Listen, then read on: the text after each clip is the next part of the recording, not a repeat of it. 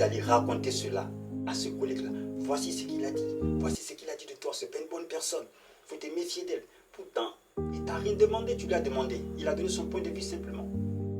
Et il est aimable avec toi.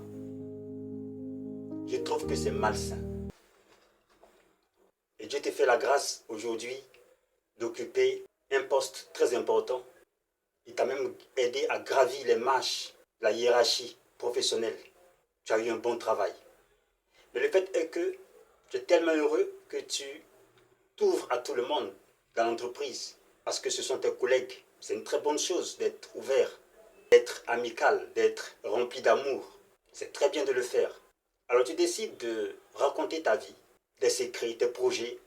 Tu pensais qu'ils étaient tous sincères. Tu pensais qu'ils étaient tous remplis de bonté. Tu as oublié que sur le plan professionnel, on est là pour accomplir une mission, une tâche bien déterminée.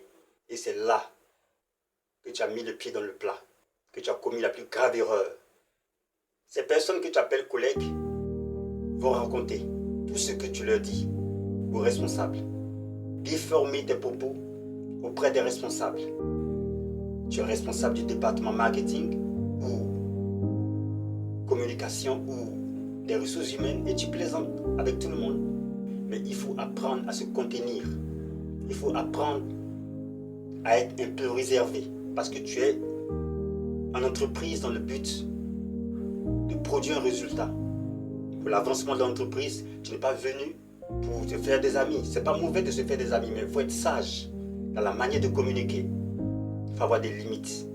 Certains même envient ta place, tu ne le sais pas. Certains voient tes compétences, tes aptitudes, tes qualités et est en vie. Donc fais beaucoup attention.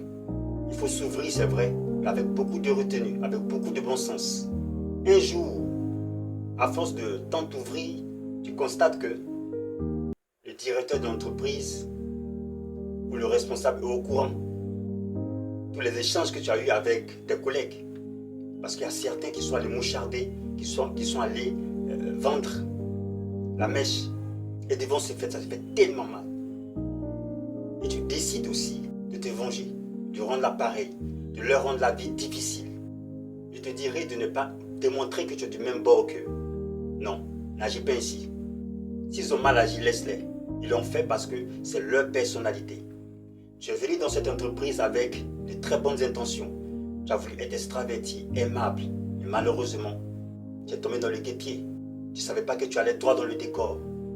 Ils ont abusé de ta bonté, de ton ouverture d'esprit. Ils t'ont tiré les verres du nez et ils sont allés raconter ce que tu as dit.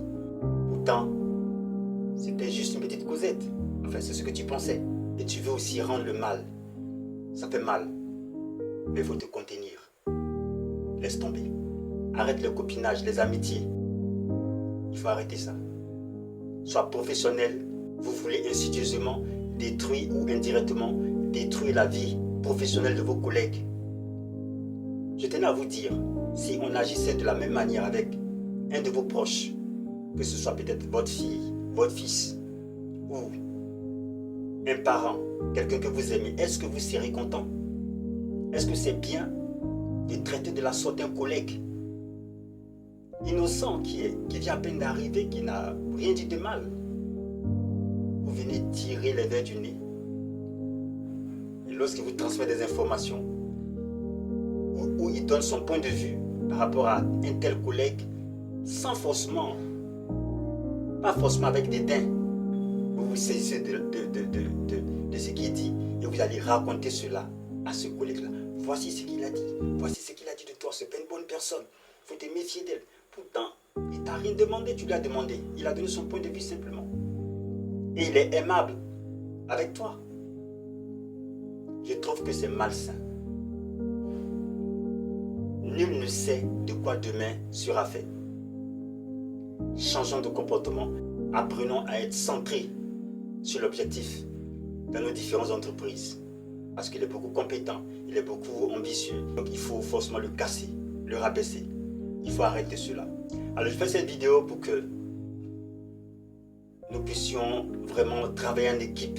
Nous puissions vraiment nous aimer en entreprise. C'est très important.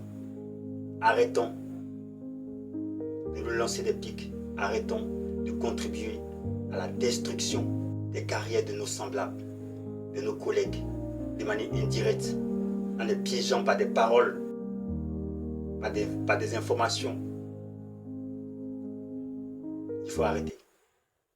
Alors si tu as aimé cette vidéo, like, partage et abonne-toi.